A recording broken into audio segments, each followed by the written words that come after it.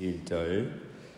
그 후에 애굽 왕의 술 맡은 자와 떡 굽는 자가 그들의 주인 애굽 왕에게 범죄한지라.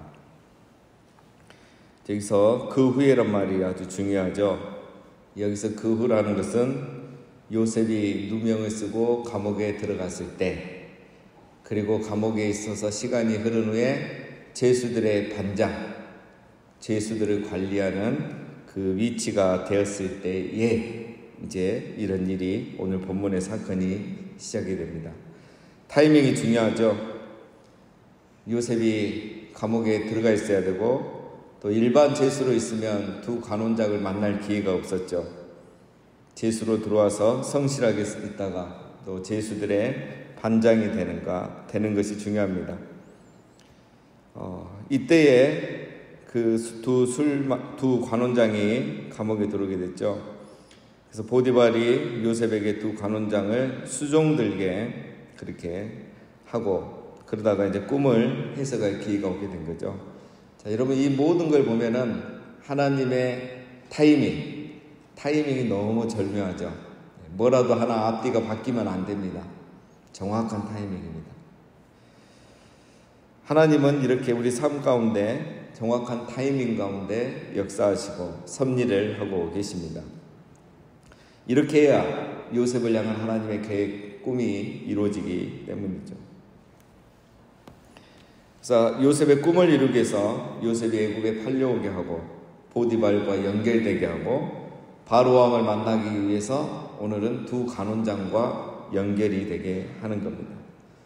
자, 여러분, 이걸 보면 우리가 한 가지 분명하게 확신할 수 있는 게 있죠.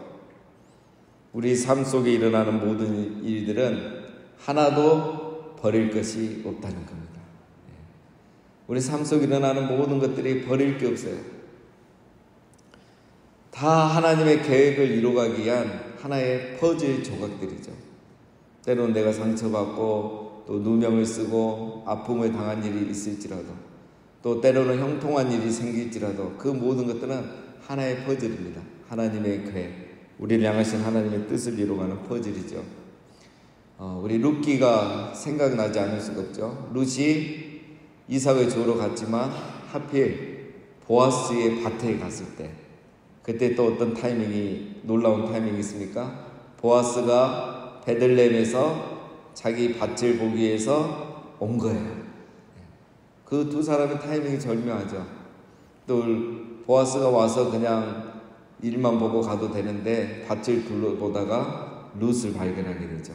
성실하게 이삭을 줍는 룻을 발견하고 보아스가 저 사람은 누구냐 이렇게 물으면서 이제 두 사람의 관계가 시작된 겁니다. 자, 이런 모든 것이 다 하나님의 섭리입니다. 여러분, 그래서 우리가 매일매일 삶을 살아갈 때 어떻게 살아가야 되느냐? 첫 번째는 여러분, 우연은 없다는 걸 믿어야 돼요. 우연은 없고 하나님의 섭리만 있을 뿐이다. 제가 굉장히 좋아하는 말입니다. 우연은 없고 하나님의 섭리만 있을 뿐인 겁니다. 그래서 오늘 우리 하루의 삶은 하나의 퍼즐 조각인 것을 생각해야 돼요. 그래서 지금의 해석이 안 되죠. 이 퍼즐 조각 하나만 봐가지고는 이게 뭔지 알 수가 없죠. 그러나 하나하나 이렇게 맞춰갔을 때 나중에 해석이 됩니다. 그래서 우리가 어떻게 살아야 되겠습니까? 마지막은, 그래서 사람에게 친절하고 맡은 일에 충성해야 되는 거죠. 그래야 이 연결이 일어난 겁니다. 연결이. 자, 요셉이 이렇게 하고 있을 때에 두 관원장이 범죄해서 들어왔습니다. 무슨 범죄인지 기록은 되지 않았습니다. 그게 뭐 중요한 건 아니죠. 지금 우리 흐름에서는. 자, 이 두 관원장이 왜 이런 일이 생겼을까? 그 당시에 애굽에 이제 우리 성경에 똑같이 바로 왕이라고 나오는데, 이때는 이제 애굽, 이집트 왕조가 아닙니다. 힉소스 왕조라고 해서 저 북방에서 내려와서 이제 이집트를 정복한 거죠. 그래서 애굽의 17대 왕조, 힉소스 왕조를 세웁니다. 그러니까 이 자기 나라의 왕이 아니라 침략해서 자기가 왕이 됐기 때문에 굉장히 두려운 거죠. 늘 긴장해야 되는 겁니다. 그런데 하루는 음식에 문제가 생긴 거죠. 그래서 술 맡던 관원장, 떡 맡던 관원장이 있는데 이게 음식에서 무슨 사고가 난 건지 술에서 사고가 났는지 아직 이렇게 확인이 되지 않은 겁니다. 그래서 두 사람을 다 조사가 끝날 때까지 감옥에 가둬놓은 거죠. 자, 그런 상황에서 오늘 본문이 시작됩니다. 2절, 바로가 그 두 관원장 곧 술 맡은 관원장과 떡 굽는 관원장에게 노하여 그들의 친위대장의 집안에 있는 옥에 가더니 곧 요셉이 갇힌 곳이라. 자, 여기서도 하나님의 섭리를 볼 수 있죠. 두 관원장이 어쨌든 둘 다 잘못돼 가지고 지금 이렇게 보디발의 집에 있는 감옥에 보내지게 된 겁니다. 그래서 어제 그 보디발이 요셉을 감옥에 가뒀는데 그게 어디 다른 감옥이 아니고 보디발의 집 안에 이렇게 있었던 감옥이라는 거죠. 그 지하에 있었던 다른 이렇게 건물에 있었던, 요셉도 그 감옥에 있었다는 거예요. 그리고 요셉이 이제 그 안에서 이렇게 관리인, 반장이 됐을 때 이 사건이 일어난 거죠. 자, 여러분, 아직 관원들의 죄가 확정되지 않았습니다. 오늘 우리로 말하면 구속수감이죠. 증거 인멸하지 못하고 도주하지 못하도록 감옥에 잠시 가둬놓은 거예요. 자, 이것도 하나님의 은혜입니다. 제가 봤을 때. 그 죄가 바로 들켜가지고 바로 형이 때려졌으면 한 명은 바로 그 자리에서 죽었겠죠. 아니면 감옥에도 더 다른 감옥 갔을 거고. 어쨌든 그 죄가 밝혀졌다면 요셉을 만날 수가 없고 꿈을 해석할 기회가 없고 왕을 만날 기회가 없는 거죠. 그런데 죄가 바로 밝혀지지 않은 거야. 그래서 구속수감된 상황에서 오늘 사건이 일어나는 겁니다. 자, 어쨌든 죄수들은 죄를 지어서 이곳에 왔고 요셉을 억울해서 이곳에 오게 된 거죠. 자, 하나님께서 어떻게 해결해 가시는가 보겠습니다. 4절, 친위대장이 요셉에게 그들을 수종들게 하며 요셉이 그들을 섬겼더라. 그들이 갇힌 지 여러 날이라. 자, 여기서 친위대장은 보디발을 말하죠. 보디발이 요셉에게 관원장들을 수종들게 합니다. 여기서 수종들단 말은 어제 우리 39장 4절에 나온 섬김의 이 단어와 같은 역할이죠. 관리자 역할을 했다 이 말입니다. 자, 이걸 보면은 이제 보디발이 요셉을 여전히 신뢰하고 있다는 말이죠. 자기 아내 말을 믿지 않고 오히려 요셉을 신뢰하고 있다는 것을 알 수가 있습니다. 자, 여러분, 요셉과 이렇게 해서 이제 관원장들이 만나게 되는 것은 아주 중요한 순간입니다. 복선 역할이죠. 요셉과 바로 왕이 이제 서로 이렇게 연결될 수 있는, 만날 수 있는 중요한 통로가 바로 오늘 이 본문입니다. 여러분, 하나님이 이렇게 연결을 해 주시죠. 하나님께서 바로왕과 요셉을 만나게 해서 요셉도 이곳에 넣어놓고 두 관원장도 이곳에 넣어놨어요. 자, 여러분, 그러면 이제 요셉의 역할은 무엇일까요? 하나님이 알아서 다 이제 요셉을 또 바로왕까지 끌고 가지는 않죠. 하나님께서 여기에 이제 기회를 주신 거예요.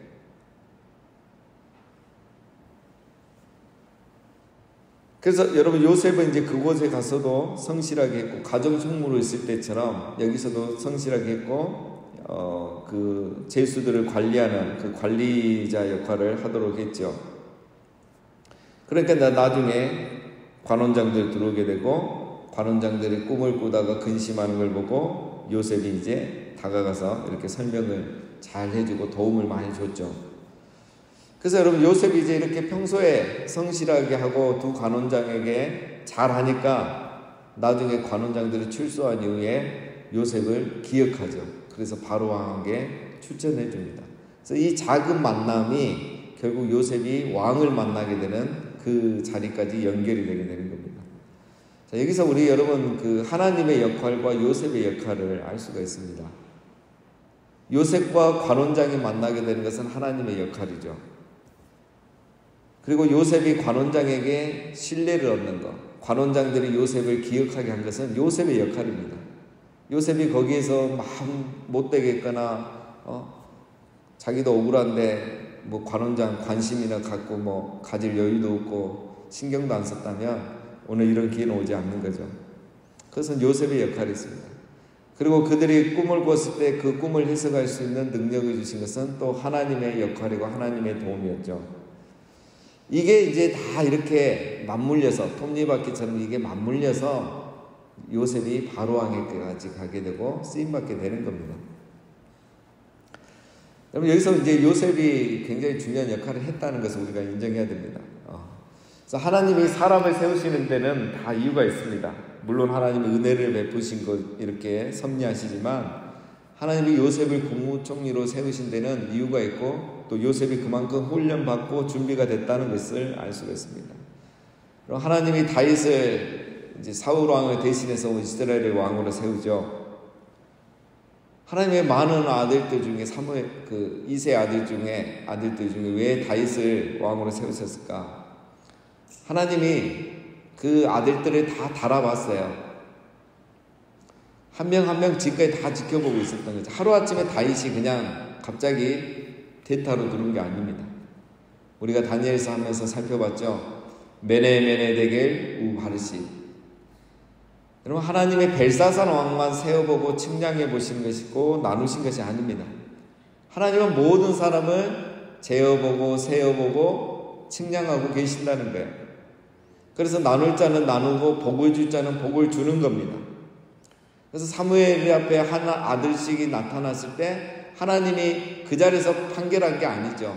이미 그들이 지금까지 살아올 동안 그들을 세어보고 측량해보고 다 재어보신 거예요. 이스라엘의 왕이 될 만한지 안 한지. 한 명도 그게 되지 않았던 겁니다. 바로 다윗만 그렇게 되어서 합격을 한 거죠. 자, 무슨 얘기를 드린 거냐면 오늘 우리의 모습이 중요하다는 겁니다. 오늘 우리의 모습이 우리의 미래의 모습인 겁니다. 하나님은 지금 우리를 매네 되게 계속 매일매일 우리의 삶을 재어보고 측량하고 계시는 거예요. 그래서 여러분, 내 가정과 내가 교회에서 직장에서 어떻게 살아가고 있느냐가 중요한 겁니다. 사람은 속일 수 있고 사람은 보지 않지만 하나님은 다 재어보고 세어보고 측량하고 계신다는 거예요. 그래서 때가 되면 두 관원장을 만나게 해주시고 때가 되면 사무엘이 와서 보게 해주시는 거예요. 그런 기회를 하나님이 주시는데 그게 자기에게 기회가 되는 사람이고 기회가 되지 않는 사람이 있습니다. 누가 됩니까? 평상시에 하나님이 재어보고 세어봤을 때, 메레메네 대결했을 때 거기서 합격을 해야 된다는 거죠. 그래서 오늘 내가 직장에서 어떤 사람인가, 가정에서 어떤 사람인가, 또 교회에서는 어떤 사람인가, 그게 중요한 겁니다. 내 인생의 보디말 앞에서 나는 어떤 사람인가? 두 관원장들 앞에서 나는 어떤 사람인가? 바로 그게 중요한 겁니다. 하나님은 오늘도 우리들 매네 되게 이 새벽에 와서 기도하는 것도 하나님이 다 보고 계시고 세워놓고 계십니다. 그래서 때가 되면 하나님이 기도도 응답해 주시고 또 우리에게 필요한 양식, 일용할 양식과 복도 주실 줄로 믿습니다. 5절입니다. 옥에갇힌 애구방에 술 맡은 자와 떡 굽는 자 두 사람의 하룻밤의 꿈을 꾸니 각기 그 내용이 다르더라. 아침에 요셉이 들어가 보니 그들에게 근심의 빛이 있는지라. 두 관원장이 같은 날 꿈을 꾸었는데 내용이 달랐습니다. 해석이 안 되니까 근심이 가득하죠. 왜 이렇게 근심까지 해야 되는가? 이 당시의 꿈은 신의 계시로 받아들이죠. 특별히 지금 이 두 사람에게는 더 그렇습니다. 자기들이 잘못이 있어서 왔죠. 한 사람은 분명히 억울할 거고 한 사람은 지금 죽음이 삶과 죽음이 왔다 갔다 하겠죠. 자기 죄가 드러나면 이제 죽게 되기 때문에. 그래서 이 꿈이 굉장히 중요한 겁니다. 그들의 운명이 달린 거죠. 그런데 해석이 안 되니까 얼마나 근심이 되겠습니까? 7절 요셉이 그 주인의 집에 자기와 함께 갇힌 바로의 신하들에게 묻되 어찌하여 오늘 당신들의 얼굴에 근심의 빛이 있나이까? 요셉이 보니까 이 두 관원장의 근심이 가득했죠. 알아볼 정도로 가득했습니다. 근데 요셉이 이제 이렇게 말을 했는데 요셉이 그 죄수들을 관리하고 재반 업무를 담당했지만 죄수들의 얼굴에 근심이 있는 것까지 요셉의 역할은 아니었을 겁니다. 그렇죠? 이 사람들 어떤 심리적인 것까지 관리하는 책임은 없었죠. 재반 업무를 담당하는 거였지. 그들의 무슨 근심을 하는지 걱정하는지 그게 중요한 게 아니죠. 요셉에게. 요셉은 심부름 잘 해주고 시키는 대로 잘하고 또 잘 섬겨주고 밥 잘 타다가 이렇게 갖다 주면 되는 거예요. 근데 요셉이 그들의 마음과 얼굴빛까지 다 보고 있었고 챙겨보는 거예요. 여러분, 이것을 우리 말로 한마디로 뭐라 하죠? 이런 사람을 오지랖이 넓다 이렇게 말하죠. 이것까지 자기의 일이 아닌데도 이걸 다 해요, 요셉이. 이제 제가 금요일날 이 부분 좀 나누려고 하는데, 우리가 이제 오지랖이 넓은 사람은 약간 부정적으로 말하잖아요. 오지랖이 너무 넓다 이렇게 하면서 부정적으로 말하는데, 오늘 요셉을 보니까 요셉이 오지랖이 넓어서 두 관원장에게 은혜를 받고 나중에 바로왕에까지 연결이 되는 거예요. 그리고 꿈을 해석할 기회가 생기는 거죠. 나중에 바로왕의 꿈까지 해석해 주게 되고. 여러분, 우리가 살아가면서 사람에게 친절을 베풀면 더 놀라운 복으로 우리에게 다가오시는 겁니다. 얼마 전에 우리 성도님 만났는데 늘 자기도 이렇게 늘 사람들 보이면 도와주는 거야. 자기에게 아무 도움도 안 되고 아무 그것도 없는데 사람들이 뭐 물어보거나 도움을 요청하면 자기 일처럼 도와준 거야. 그리고 이제 다 잊어버리는 거야. 그런데 평생 그렇게 쌓았던 친절과 환대가 어느 날 한순간에 자기에게 돌아와서 자기 삶에 무너진 것들을 이전보다 더 하나님께서 크게 회복을 시켜주시더라는 거예요. 제가 그 간증을 들으면서 오늘 이 말씀도 생각나고, 이제 우리 금요기도에 대해 창세기 18장 말씀도 생각이 나는데, 여러분, 우리가 친절을 베풀면 그것이 없어지는 게 아니라 하나님이 매네매네 되게 다 세워놓고 측량해놓고 한꺼번에 우리에게 다시 축복으로 갚아주십니다. 그래서 우리가 하나님의 섭리를 믿기 때문에 인생 매일매일 순간순간이 퍼즐임을 알고 사람에게는 친절하고 맡겨진 일에는 충성하는 것, 이게 바로 하나님 섭리를 믿는 신앙입니다. 그래서 우리가 환대를 베풀면 하나님이 크게 우리에게 다시 갚아주십니다. 8절 마지막입니다. 그들이 그에게 이르되 우리가 꿈을 꾸었으나 이를 해석할 자가 없도다. 요셉이 그들에게 이르되 해석은 하나님께 있지 아니하니까 청하건대 내게 이르소서. 여러분, 그 당시에는 꿈을 해몽하는 전문가들이 많습니다. 요즘도 이렇게 꿈꾸거나 하면 이렇게 가잖아요. 무당들에게도 가고 절에도 가고. 그 당시에는 이 꿈을 해몽하는 이게 전문직이었어요. 그리고 상당히 고위직도 많습니다. 그래서 왕들이 꿈을 꾸면 이 사람들을 소집해요. 내노라는 이 점쟁이들, 이 사람들 다 오는 거예요. 상당히 고위적이죠. 고위직. 그래서 애굽이나 바벨론이나 페르시아, 우리가 다니엘서나 이런 거 보면 이 사람들 등장을 합니다. 자, 그런데 이 두 관원장은 소용이 없죠. 감옥에 있기 때문에 그들의 도움을 받을 수 없었습니다.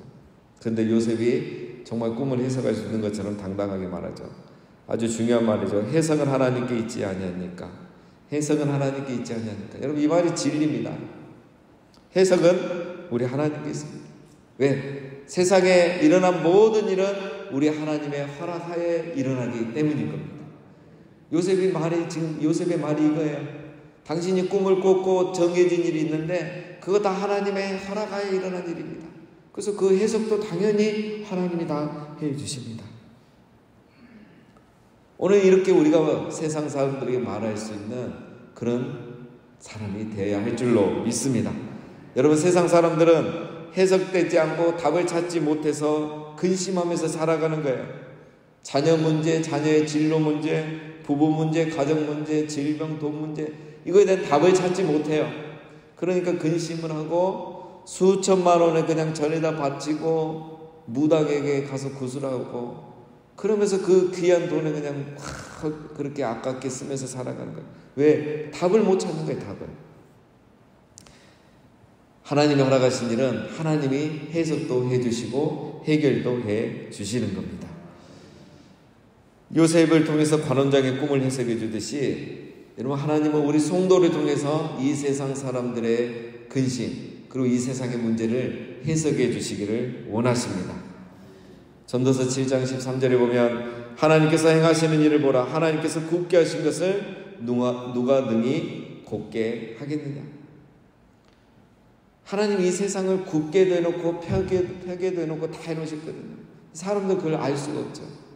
그걸 해석해 줄 수 있는 사람은 하나님과 하나님의 사람들이에요. 그래서 다니엘이 다니엘서 7장부터 2장부터 다 느부갓네살 꿈을 다 해석해 주고 환상을 보고 이 세상의 역사를 다 해석해 주잖아요.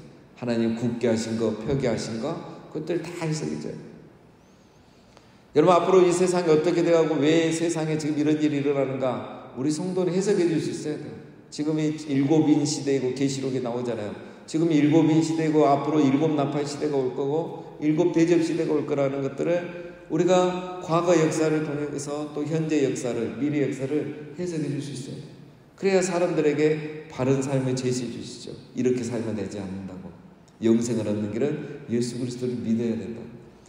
그들에게 이 모든 문제를 해석해 줄 수 있는 사람이 바로 우리 성도일 것입니다. 자, 오늘은 우리가 중요한 장면을 살펴봤습니다. 요셉이 감옥에 갔고 제수대를 반장이 됐을 때 그곳에 2명의 관원장이 오게 됐습니다. 그들의 꿈을 꾸게 됐고 꿈을 해석하지 못했습니다. 자, 오늘 우리는 이제 알고 있죠. 이 모든 것이 다 하나님의 섭리와 정확한 타이밍 가운데 요셉의 삶을 인도해 가고 있다는 것입니다. 하나님은 우리 인생에 낭비하는 것이 없음을 믿습니다. 여러분, 매일 우연은 없다는 것을 기억하시고 하나님의 섭리만 있을 뿐 이것을 믿으시고 우리 하나님의 계획과 섭리를 신뢰하면서 오늘 하루도 우리가 신실하게 그리고 진실하게 살아가심으로 우리의 삶, 우리의 환대, 우리의 헌신, 우리 하나님께서 세워보시고 달아보시고 측량하셔서 우리의 큰 은혜와 또 복으로 내려주실 줄로 믿습니다.